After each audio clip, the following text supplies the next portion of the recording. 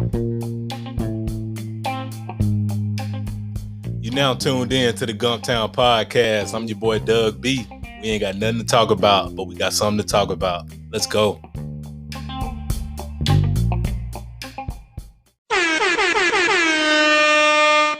Good people. Welcome back to the Gumptown Podcast, episode 30. I'm your boy Doug B.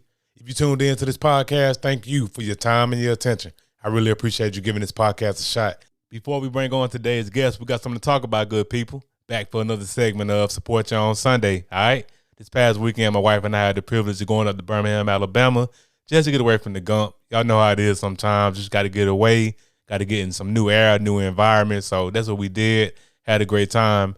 We had a chance to pull up at this black-owned brunch restaurant called Your Mama's Restaurant. Nah, literally, that's the name of it, Your Mama's Restaurant. When we pulled up, we saw a line out the door. We smelled that good old food from the street, so we knew the food had to be good. It did not disappoint. We both had the chicken and waffles, breakfast potatoes, and the cheese grits. My wife had the lemonade. I had the fruit punch. In case y'all don't know by now, we love to go out and eat good and celebrate life. I mean, why not? You only get one. Love yours, celebrate life. Anyway, if you're ever in the Birmingham area, pull up at Your Mama's Restaurant, get some of that good grub. All right? That's all I got to talk about today, good people. On with today's show. Today's guest, he is the founder and owner of 300 Army Fitness, LLC. I'm looking forward to this conversation, and I'm sure you all will be inspired by his story. Let's give a warm Gumptown round of applause for Markus Baldwin.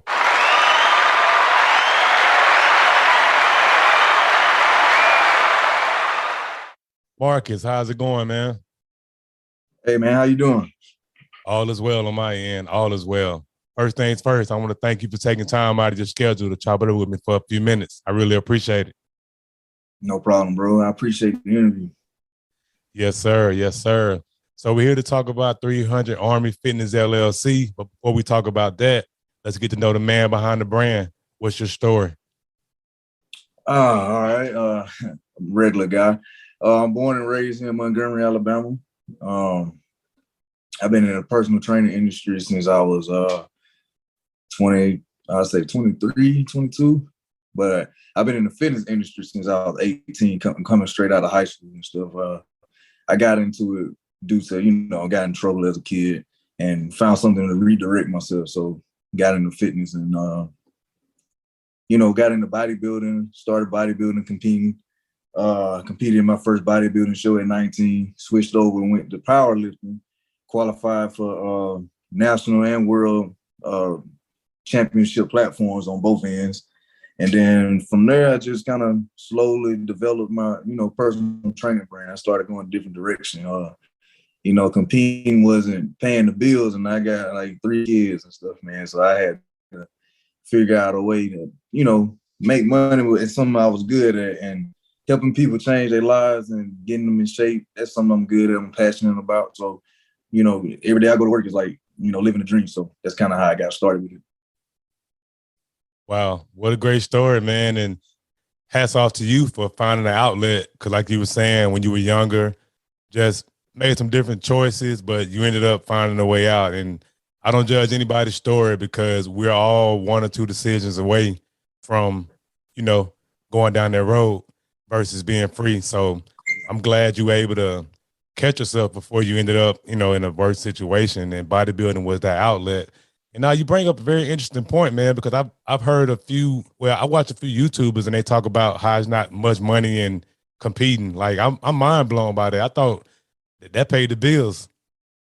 Yeah, man. Nah, you'd be surprised. Like the promoters actually make a lot more of the money. They get the boatload. Even if by the time they give you that prize for winning first, second, and third place, you pretty much pay for that, and getting your tan and the food that it costs, or if you got to travel, you got hotels, you got luggage, you got so many different aspects of it. Like by the time you really just earn that money back, you maybe take extra 500, on profit if you did win first place. It's not a lot of money. Then the competition is very steep. Like it's so many amazing competitors out there with physiques, and they put their blood, sweat, and tears into it. Some of these competitions, you might have 40 guys on the lineup. So just banking on competing and winning, you have to be like the top of the top, like elite. It's even remotely get a sponsorship that'll take care of even half of your bills.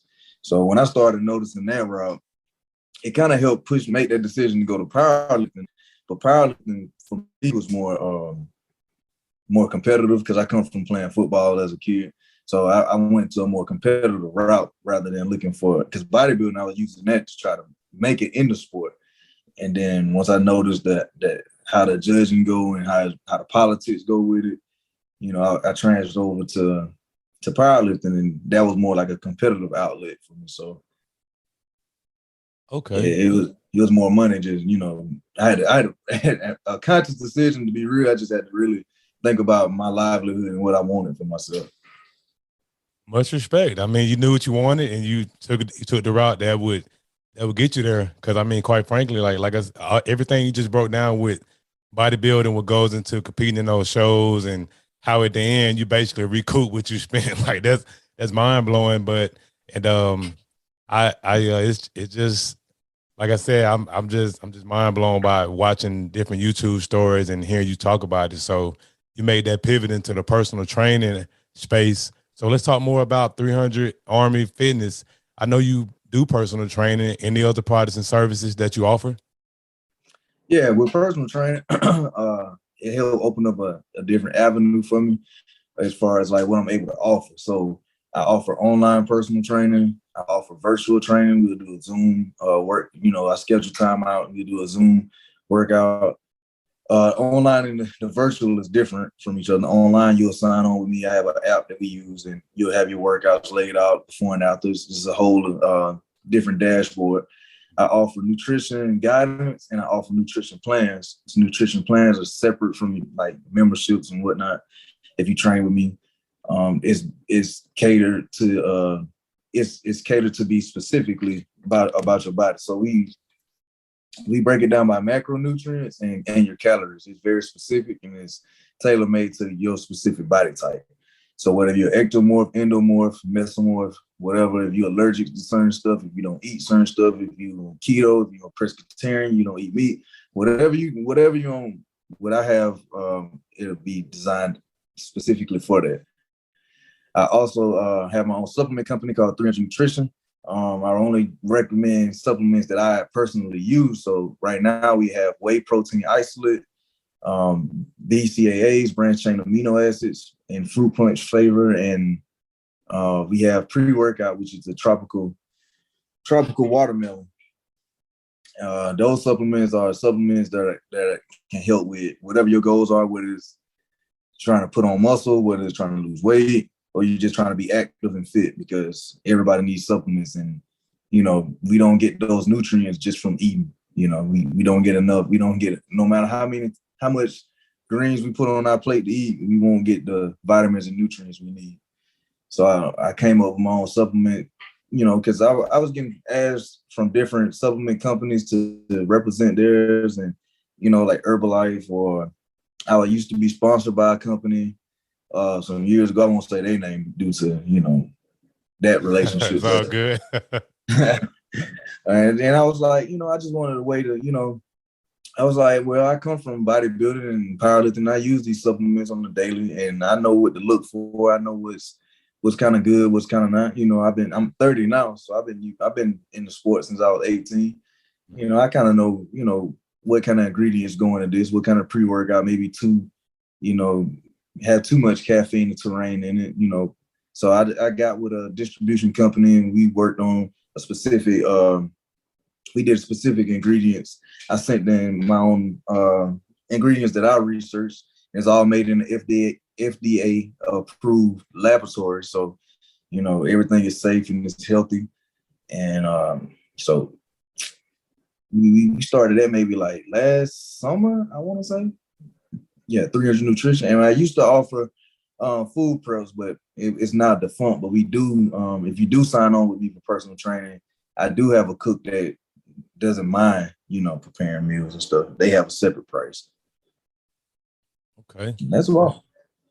Hey man, you have a lot going on over there, man. That's some great stuff. The personal training, the nutrition piece, the supplements, which by the way, good people, the Immortal BCAAs, they fire, they on point. I can vouch for them.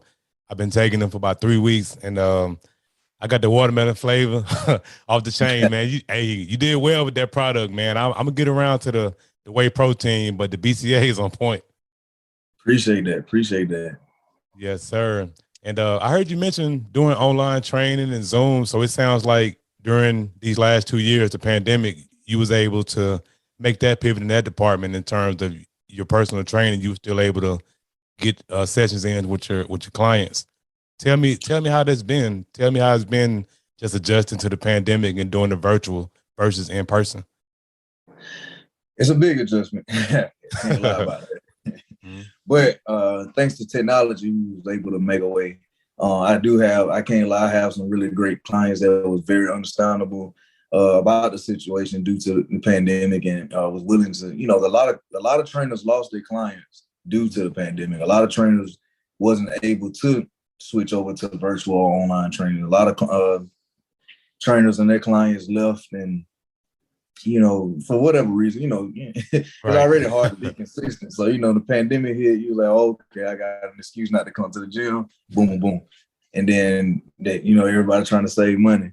So some of my clients, a lot of my clients stuck with me, and they stayed, and we transitioned over to the online. I was also able to reach a lot of people because I offered my 21-day program, which is another thing I offer. 21-day, 28-day program. It's just workout plans for at home or at your own personal gym. It's a 3-week program that's already pre-programmed workouts that all fitness levels can do, or you can make adjustments.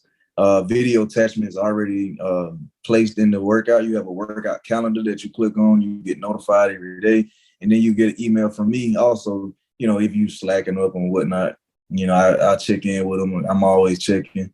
So I offer those programs to get a lot of people, especially around the city, active and staying active during the pandemic. Because the worst thing you want to do around then would just allow it to, put you down. So we created a 21 and 28-day program. Then I officially moved to online training altogether while I was still training in person. But I started offering that program more.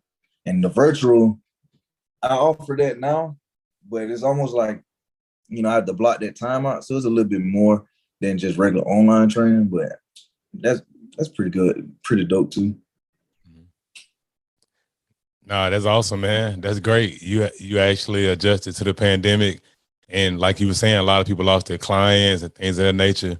You were able to retain your clients because clearly you have a quality product. Otherwise, they would have been like, I can save that money. Like you said, in the pandemic, we were all like, a lot of people fell off because financial reasons, losing jobs or whatever it may be. But the fact that you retained most of your clients, it's just a testament to the quality of service that you're offering, man. So hats off to you for making that adjustment. Appreciate that, man. It Yeah. was, the main thing about personal training to me for any trainers that may be listening is the fact that, you want to be out and the focal point of your business. A lot of trainers, they get caught up into training instead of actually, showing that they're in the field themselves. And I feel like with me, showing my clients that, hey, I'm still going to be active. I'm still going to work out. I'm still going to make the best of the situation. They follow suit. A lot of the workouts that I send them, I've done them personally, or I do them. And, I make it where every workout can be adjusted and fitted to help any, client, no matter what situation they got going on. So I think as a trainer, when we press with circumstances that we can't foresee, that, just leading the way and being in the center of your dynamic will make all the influence. Wow. No, that's a powerful point that you make, and especially that part where you saying you actually go through the workouts yourself, you test them out, you try them out, because hey, especially during the pandemic, you could have easily went and Googled some workouts and said, hey, here clients, here go upper body workout you can do at the house. But the fact that you're actually going through the workouts, it just shows a level of awareness, and you pay attention to detail. You want to make sure, hey, my client can do this, because you don't just want to, you don't just want to say, hey, do something that I haven't done. So that makes sense. now that you break it down like that, it makes sense why a lot of your clients have stayed with you. So awesome, man. Awesome. So what inspired the name 300 Nutrition? I could look at the logo and kind of guess, but I wanted to get those words from you. What inspired the name? Not so much the nutrition part, but that 300, I even got that tattooed on my shoulder. Okay. And so for me, 300, you remember the movie, right? I do, and that's what I thought it came from. I just wasn't sure. Yeah. So like my favorite character was King Leonidas. Yep. But when I seen the movie and I listened to the story, I watched the story, and I was like, I'm putting together a collective group of people. I had like bodybuilders and powerlifters. We was all together. We was friends. We was training. And when we trained with a capacity of, whatever happens, just happen. Like we were putting ourselves through the threshold, like to get the results of whatever we was doing. Mm-hmm. So it's more so for me a mindset rather than, necessarily the name. The numbers represent, the mindset that you got to have. You got to be willing to put yourself through extreme circumstances to get the best outcome out of it. So when you join 300, that means you fed up with whatever was going on. You felt, if you was overweight, you fed up with it. If you was underweight, you fed up with it. If you wasn't living a healthy lifestyle, you fed up with it. You really make that commitment, no matter what it takes. So the mindset you gotta have to going into, to this fitness realm, it gotta be strong. You gotta be on the brink of like death. And when the movie, how it connects with the movie, the 300 soldiers, they walked into Persia and they fought the 20,000 Persians, and knowing that they was going to, die, they made that sacrifice for the greater purpose. So it's the sacrifice was the main important part. So I was like, what are you willing to sacrifice in order to get your goal? And that's what 300 is about. So we willing to sacrifice. I'm willing to, for me, like you got to, if you're going to compete against me, you got to be ready to, bring your hard hat. We finna go to work. I'm not finna quit. Like, it's just not in me. So, and that's what it took for me. I come from being a real skinny kid, 17. I was like, I graduated high school at 135, 140 pounds. So for me to put on the size and the muscle, it took dedication. I took 5 years, and the prime time of my life between 17, 21, 22, I wasn't going to the club. I didn't hang out. I didn't go to spring break. I didn't do none of that. I sacrificed it. I spent time learning how to meal prep, learning how to eat, being in the gym. That was my sanctuary. So that's where the name comes from. That I really live by that. No, man, much respect, man. I mean, and even the backstory how the name came about, man, that's some powerful stuff. And yeah, you really are about that life. You spent 17 through 22 training. Like, you weren't going to Panama City Beach. You weren't doing none of that, man. I missed all of that. That's what's up, man. Hey, but see, that's what the all-time greats do. They sacrifice, man. So just by you doing that, you position yourself to where you are now with the brand. Like, just by, because I'll be honest with you, you really didn't miss much. I mean, all it was just partying, and you just putting a whole bunch of, you just aging fast because you're staying up late, you're drinking, you're doing all that wild stuff, man. So instead of doing all that, you decided to learn how to meal prep. You decided to take your craft serious. So that's dope, and hats off to you for that. And I still got the food journal from 2010. No, that's great, man. I mean, and honestly, that just goes back to your dedication. You actually documented it. So now you have something that you can always refer to whenever you come to a fork in the road. I'm pretty sure even as dedicated and as hard as you go now with the fitness, I'm sure. Well, let me ask this: how often do you refer back to those journals? Do you ever get discouraged and go back to those old journals when you started? Not so much these days, due to the fact that I'm at a level of what we would call a vet in the fitness industry, being that I've been through. I kind of reached where I wanted to go with it as far as accumulating the size and the muscle. Like right now, I'm not even nowhere near as big as I was at my peak.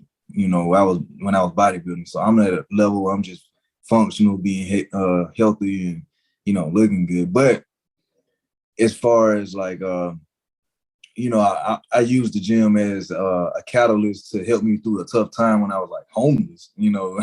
I was like Wow. homeless, living house to house or living on begging somebody to stay on their couch. I stayed going to the gym like every day. I, go to the gym every day. My lights had got cut off.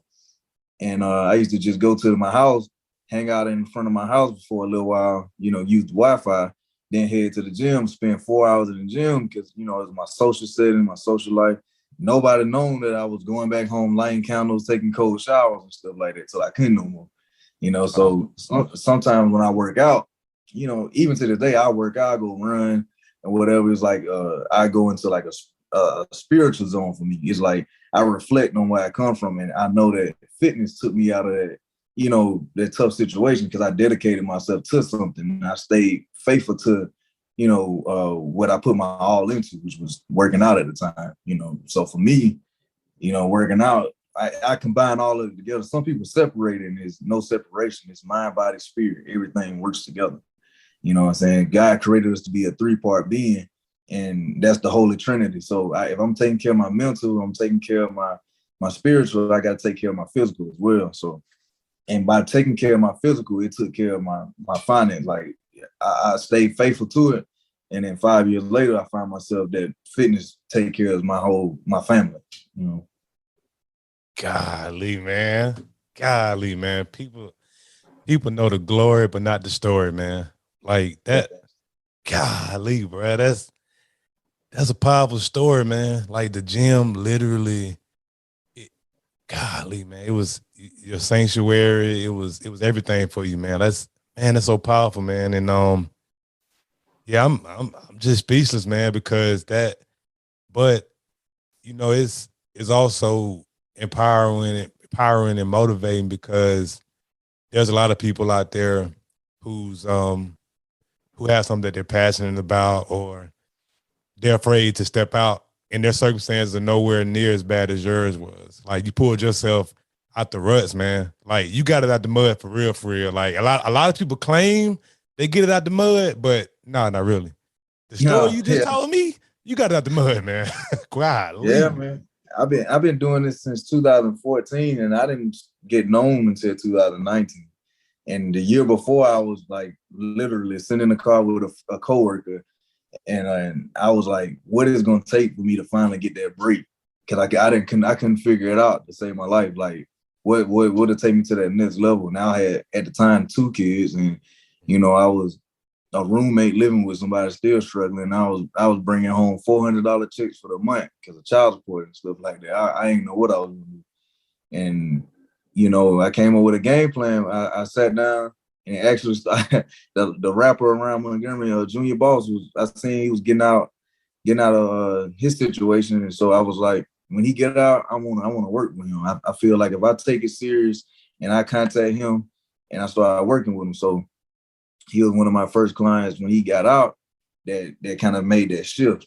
And once I moved from him, I started taking. I had built my system, how I wanted my system to go, and I just dedicated myself to that system. But I failed at this so many times, like you wouldn't believe it, before I actually started getting, the notoriety for the work I've been doing.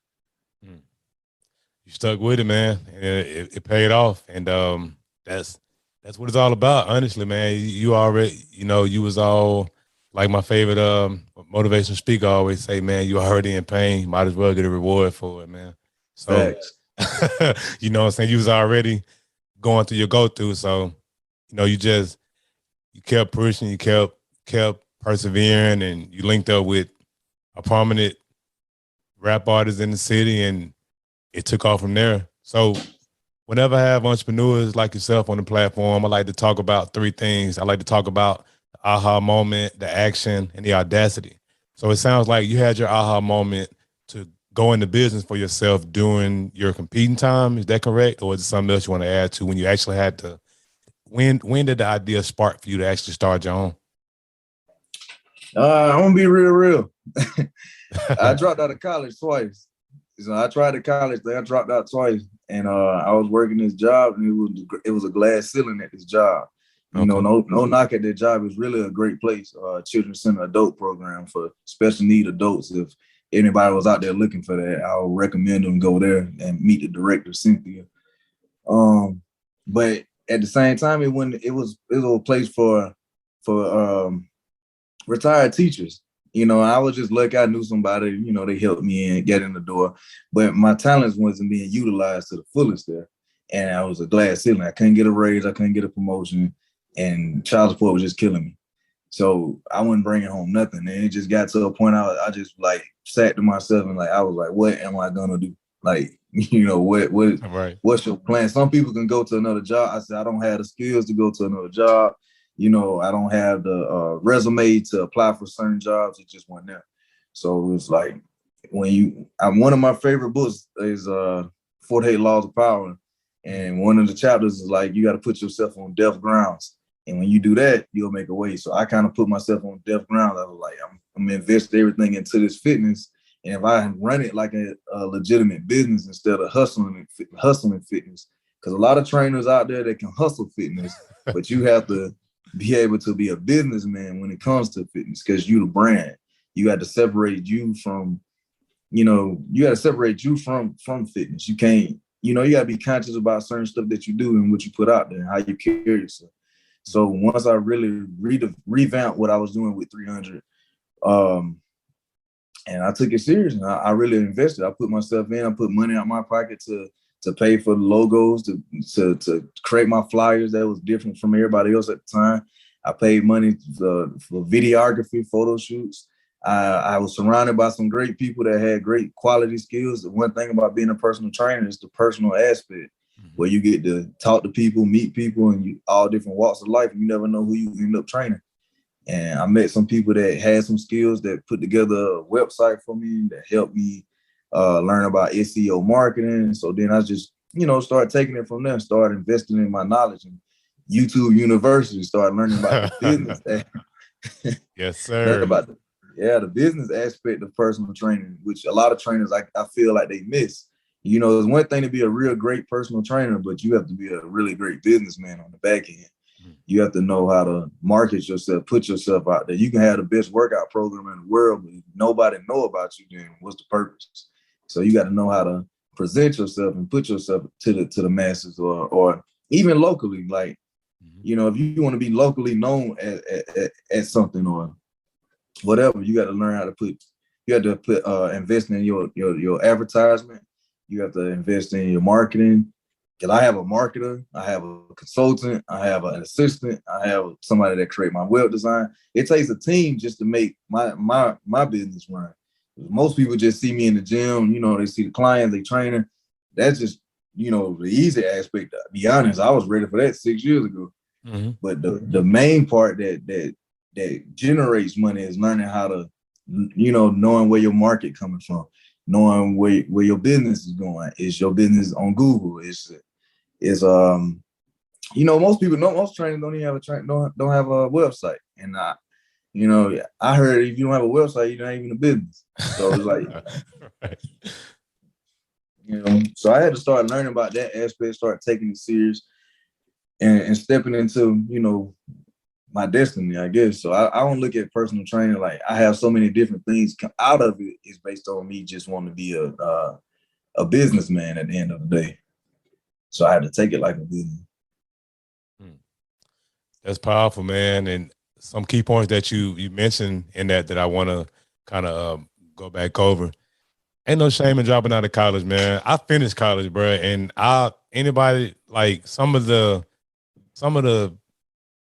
all-time greats didn't finish college. So you definitely didn't fail because you didn't finish, man. It's not for everybody. I mean, because honestly, the first 2 years, you just doing 12th grade all over again, and then you finally get into your major those last 2 years. So no knock on you for not finishing school, man. It is what it is, man. You ended up finding something that you loved and you're passionate about, and that's more important than getting a degree and getting a job that you hate. And you also covered the job that you was in as being part of kind of like that aha moment. You realized you needed to do something because you were in a situation where there was a glass ceiling. and you realize that, hey, you need to take this serious, you need to go all in with it. So my next part I was going to ask you about was the action. How long after that, after realizing you was in a dead end job, how long did it take you to actually take action towards starting the business? Don't sound like it took you very long. No, I didn't. Great motivating factors, kids. Because they want stuff, they need stuff. But then at the same time, I want stuff and I want to Right. live a certain way. So I got on it quick. But I made a mistake. I'm not gonna lie. I made a mistake. And that was sometimes the money comes too fast. Mm-hmm. And once it started, I started noticing the motion was going. I started noticing I was getting money. Then I was like, okay, now I'm making money, I'm spending it. And now I can't show nothing.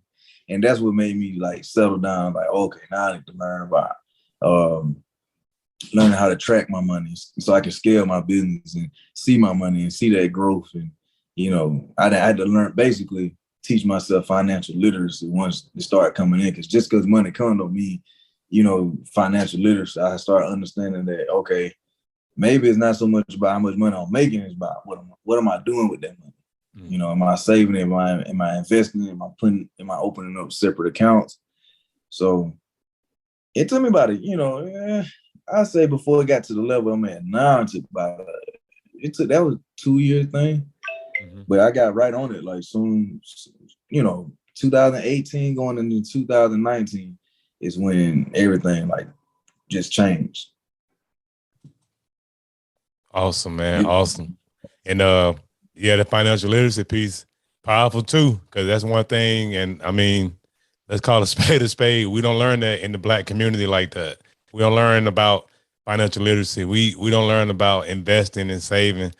And I can only imagine, especially, coming from what you had went through when those funds started rolling in, it's like, hey, oh man, I'm rich, I'm good. But but it's a good thing that you made that mistake, or I wouldn't even call it a mistake. It's a good thing you learned that lesson early on in the business before, it's best to learn that at the very beginning than 10 years down the road and you look up, you got nothing to show for it.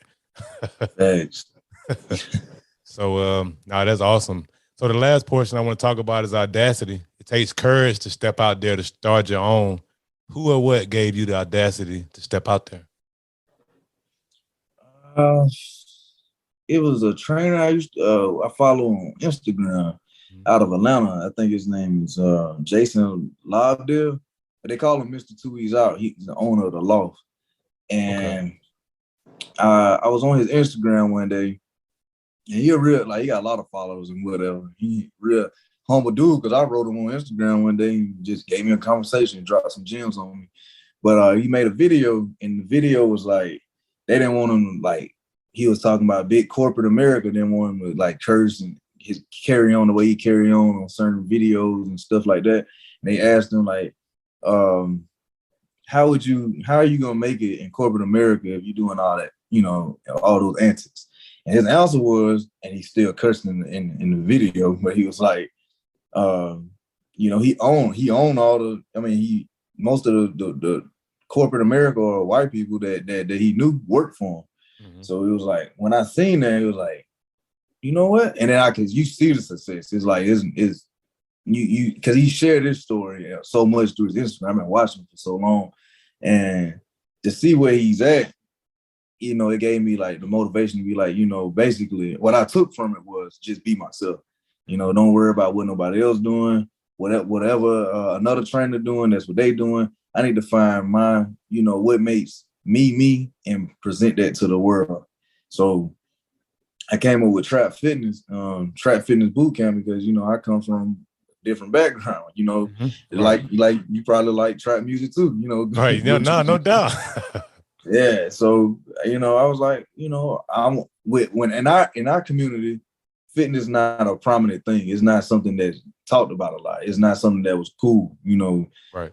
And I was like, okay, how I can make something, work. So I created this Trap Fitness concept, which was a boot camp you come to, but we put on your favorite trap rappers and we just blast it out. It sounded like a club. And like when you come to 2872 Zelda Road on a Wednesday or a Saturday, it's gonna sound like a club, like you in the trap. And it started picking up motion. A lot of people started, coming, and I end up putting a billboard on Zelda Road, because it started attracting a lot of people. And so it started from Mr. Tui's out. It was that message he put out. It was like, just be yourself and stand confident in who you are. So that confidence that he presented, I was like, okay, I need to find me. And once I found me, I stood on it. Wow. Nah, man, that's be you, be confident. You found yourself, you step right into it. Nah, that's awesome, man. That's awesome. So 300 Army, you've done a lot of great things. I know a lot of great things coming down the pipeline. So let's talk about vision. What are your short-term and long-term goals for the business? Right now, my short-term goal is to keep expanding. Right now, we're working, me and my team putting together some stuff for 300 Nutrition to get more worldwide. So we got some big plans on working on doing that and partnering. We just partnered with 300 Army Fitness. We just partnered with I don't know how to say it, Klarna, and Afterpay. So all those people say I'm too expensive. You can afford me now with four installment payments for one-on-one or group training. So we finishing up that. We are 300 Nutrition and Supplements. We have one store that we're in, which is Better Fitness up in Prattville, owned by Brandon Francis. So we looking to expand to some more supplement stores. Long term, I'm probably probably done with personal training in about a year. I want to move on to a different area, maybe move to Atlanta. I went there, fell in love last weekend. I think I had some avenues I want to reach, because my long term, I don't want to be, stationary personal training. I still have my virtual, my online stuff, but I want to expand me as a brand and the 300 name as a brand. I want to move into some different things. So, maybe about a year or two long term, that's what I see for 300. Okay. No, that's great, man. Those some great short-term and long-term goals, and definitely have no doubt that you'll be able to make those come to fruition. Let's ask the $1 million question as we get ready to wrap up this podcast. I started this podcast because I wanted to shed light on the greatness from Montgomery, or people who've come through Montgomery for college or a significant part of their life. You being from Montgomery, what's one thing you learned in your upbringing that you've been able to carry with you throughout your life? One thing I've learned, well, being from Montgomery, you just got to be tough. You got to have that mindset. If you can make it in Montgomery, you can make it anywhere. And right. I think it takes a special type of person from Montgomery, to do anything, whether you rapping, singing, basketball, even with you with the podcast, whatever you're doing in Montgomery, I like seeing that. And I feel like that's just the culture of the city. Like when a lot of people, say a lot of negative things about Montgomery, but the thing about the people is, we know when to, put our head down and, grind for something we really want, as we see with Lady K, you see where she at with American Idol, when you really dedicate yourself to something, you really, we really push through it. So from what I learned, is just being perseverance, being dedicated to something, and sticking with it, never giving up on it, no matter how obsolete, it seems, how dark it get, you push through it. Because I done seen some dark times, but then when you go somewhere else, you like, I'm from Montgomery, I represent Montgomery, because you're not finna let it down. You got to live up to that name, No, respect. And you spot on, man, 100%. I agree with you. Like, if you can make something out of yourself in this city, man, you can go anywhere and thrive, man, because I'm not going to say it's a hard place to live or come up, but it's and because you're from here as well, like the mindset of the city overall can be discouraging when you want to step out there, but those who dare to be great, like yourself and Lady K, American Idol, and Kurt J, and the many Chica, Grammy nominated artists, like the people that dare to be great. Like you do go out there in the world and you just got a different bravado about yourself coming about the Gump. So I agree with you on that. Yeah, the city the toughest critic. So if you get these people behind you, you're going somewhere. Yes, sir. So how can the people connect with you, Marcus? What are your social media handles? Facebook, IG, and your website? Facebook, you can follow me, find me Markus Baldwin. Instagram is King Marcus 300. I think that's about it. If you go on Facebook, you can look up 300 Army Fitness. That's the personal Facebook page. You can DM me there, or one of me or my assistant to get back to you. If you go on Google, 300armyfitness.com, that's all you got to type in, it'll pop up. I think that's all I got. Okay. I do a little TikTok. You know? Okay, cool. And of course, I'll put all of the Facebook, IG, and website information in the description of the episode. Hey, Marcus, thanks again for the conversation, man. I really appreciate you. Man, thank you. I appreciate you giving me the opportunity, for real. Yes, sir. Good people, that concludes another dope episode of the Gumptown Podcast. We gone, but before we leave, remember, be blessed, be safe, but most importantly, have the audacity to be you. Gone.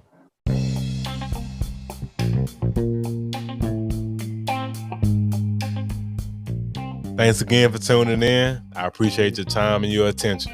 Until next time.